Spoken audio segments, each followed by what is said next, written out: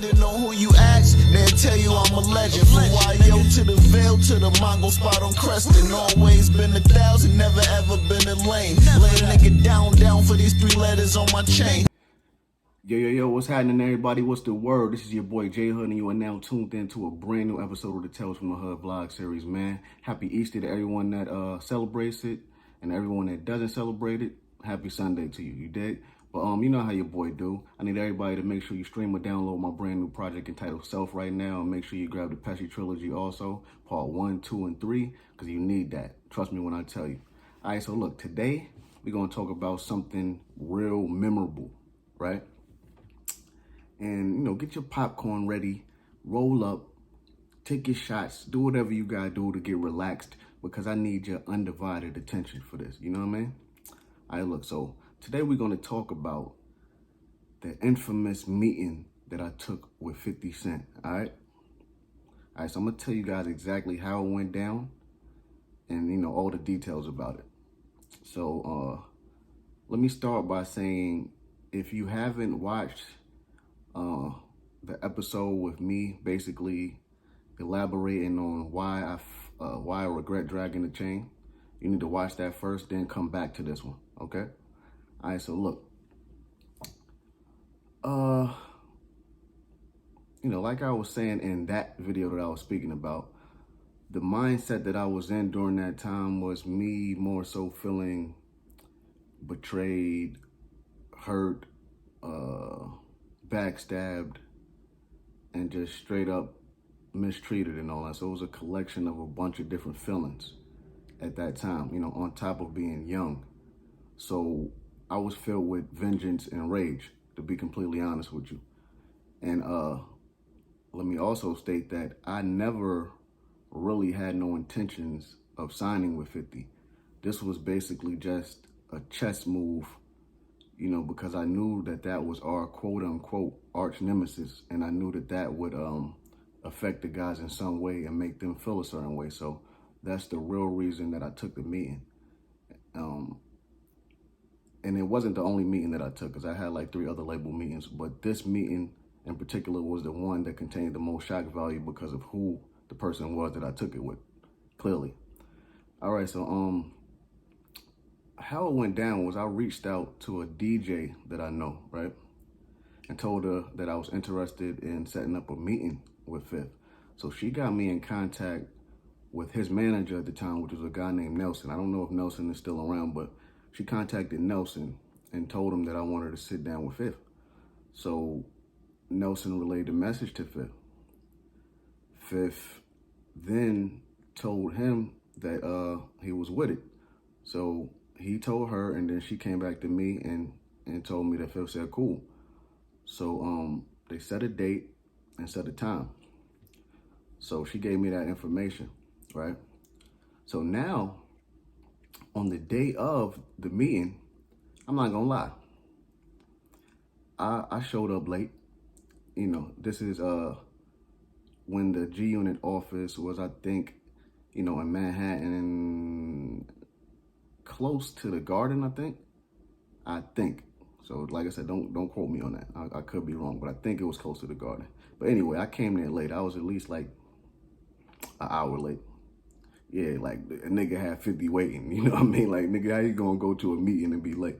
I was late, you know what I mean? It was mad traffic on the west side and shit like that, and I didn't leave early enough to beat the traffic, so I ended up showing up not on time.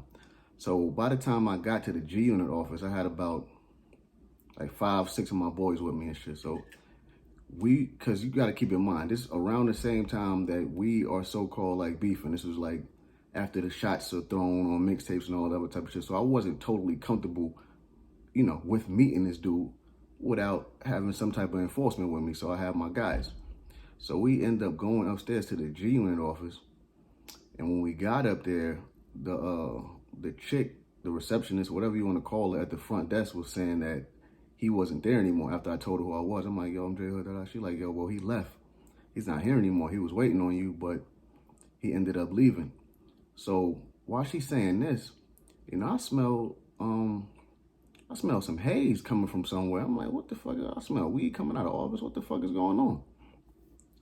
So as I'm talking to her, I hear somebody talking and coming around the corner, because it's a door to the right. She's like directly in front of me, but it's a door to the right where you could walk out of the main office and shit. So I hear somebody, the voice is sounding like it's coming out of the door. Like the person is walking towards the door to the right. So I turned around and looked, and I hear a voice, "Hey, yo." The door opened. It's this nigga, Yayo. So I'm like, "Yo, what's shaking?" He like, "Yo, what's up, man? Hey, yo, man, you ain't fucking with these niggas no more?" I'm like, "Nah, man." He like, "Yo, son, well, the big homie just left, man. You know what I mean? He went over to the clothing office and all that. I'm about to go over there now, man. Y'all niggas want to roll and shit. You could just follow me." I'm like, "All right, bet." So, he had a split in his hand and shit.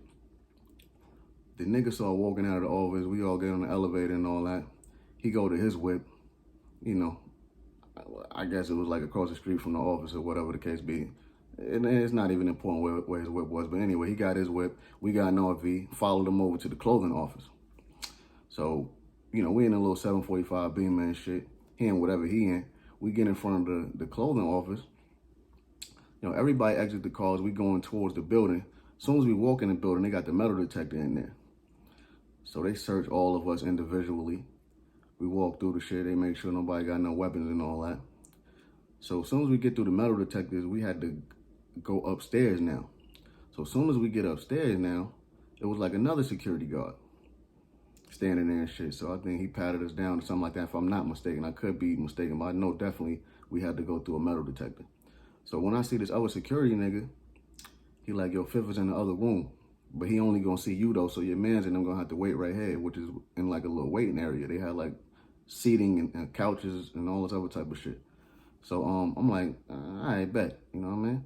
So my man sat down, and next thing I know, Ye must have walked to the back and told Fifth that we was there. So Fifth came out, and he was like, nah, let all them in. They good. Like, let them come in.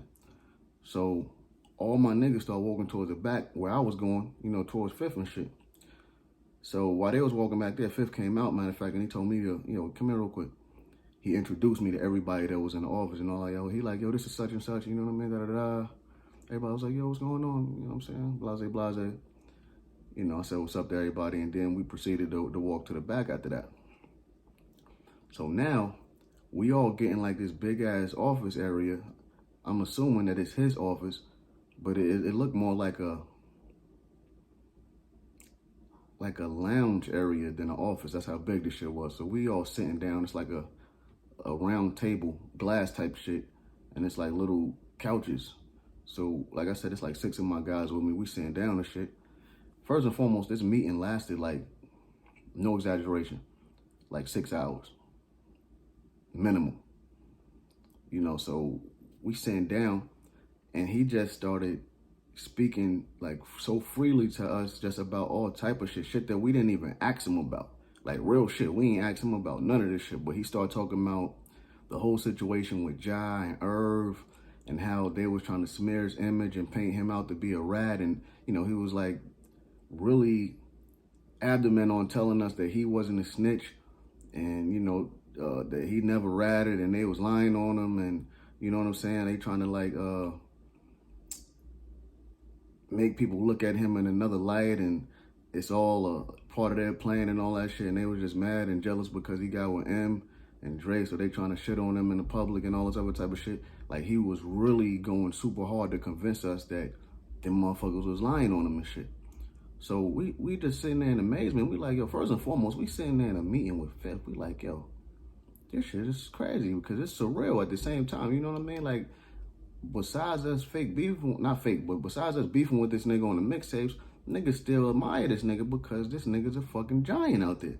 So I'm like, God damn, we really sitting there in the meeting with this nigga, and this nigga's damn near spilling his guts to us and shit, telling us, like I said, shit that we didn't even ask this nigga about.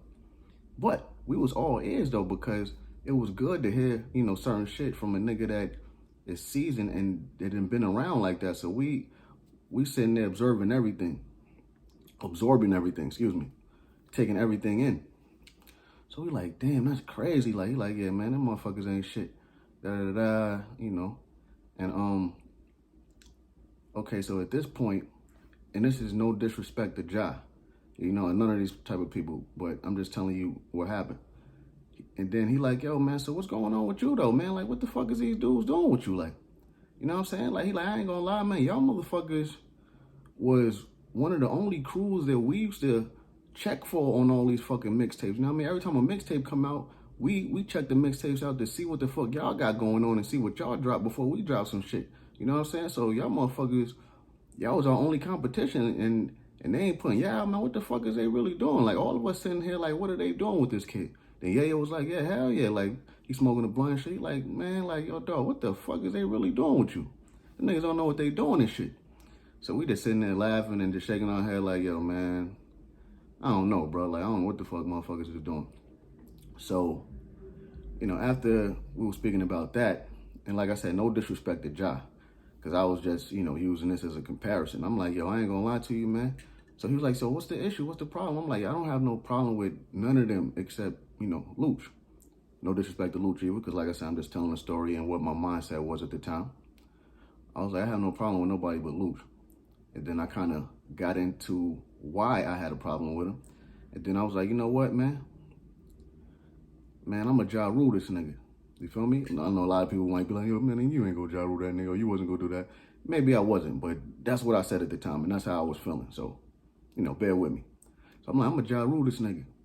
As soon as I said that, everything got quiet. Now, the average person probably would have thought that 50 would have been like, oh, hell yeah, okay, yeah, that sounds like a plan or some crazy shit like that. But on the contrary, he did the opposite.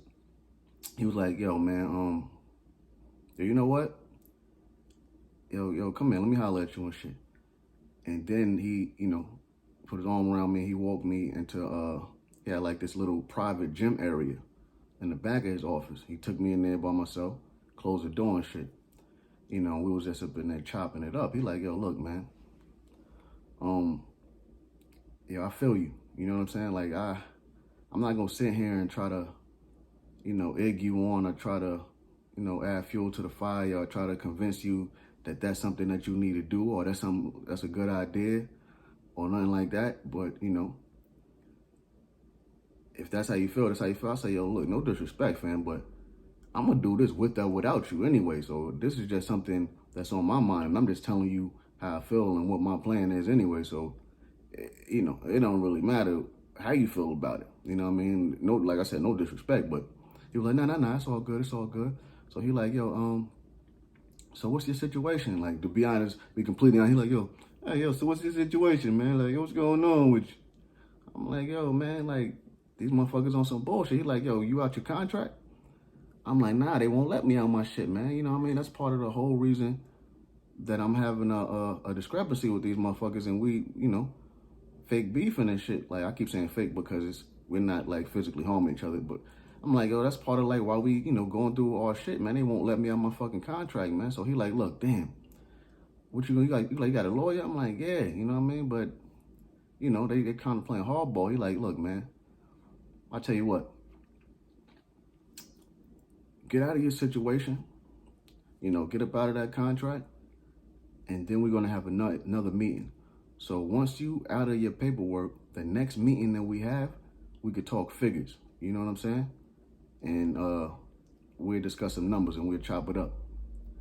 I was like, man, you know, I ain't gonna front, man. I need that. I'm gonna need that big money and you know, my favorite car. So she like, what's your favorite car? I'm like, a Ferrari. He like, man, that's nothing, man. He like, but listen, man, next time you come, we gonna talk about numbers and shit. So just get out your shit and then reach back out to me and we gonna have that meeting. Like I said, in my mind, I know that I wasn't really trying to sign with him and all that. And I knew I probably wouldn't have another meeting with him because this was just going to be used as a gut shot to these niggas because they was on some bullshit with me at the time. But I went along with it. I'm like, okay, I bet. So cool. You know, we shook hands and all that. And he's like, all right, so bet, keep in touch with me and shit. I'm like, all right, cool. So we ended up staying there probably for like another, I'll say like 15, 20 minutes. Smoked a blunt with Yayo on the balcony and shit. You know, everybody was just sitting there chopping it up. One of the dudes that I was with was telling Yayo they got his number. You know, some crazy way he found the number and shit, some funny shit. So he was like, let me see. He showed him the number on the paper. He was like, yo, that is my number. That's crazy as fuck. You know what I mean? So we all just sitting there bugging out, chopping it up for a minute. And then after that, we left, man. And when we left, everybody just got in the car and we was just like in disbelief that we just took that meeting. We like, yo, this is crazy. Do y'all guys know, you guys realize what just happened? Niggas just took a meeting with Fifth, son. You heard all the shit that he was telling us? Like, why that nigga was telling us all that shit? It was like, yo, you know what, man? Despite what mad motherfuckers say about this dude, like, son seemed cool and he seemed genuine. You know what I mean? Like, either that or he was just trying his best to convince us that motherfuckers was lying on him and shit. Either way, he came off as a cool dude to us and shit. Because, like I said, he didn't have to tell us none of the shit that he was telling us. So we ended up leaving, and I say about a week and a half to 2 weeks later, that's when the chain dragging incident occurred when I was on my way to his concert in the Bronx at Jimmy's Cafe. Right? So now you guys know what happened at that meeting. That infamous meeting with 50. Alright? So check it. I need everybody to enjoy their day today. Do something productive. Stay positive. You know, I needed to share this with you guys. Until next time, Tales from the Hood, man.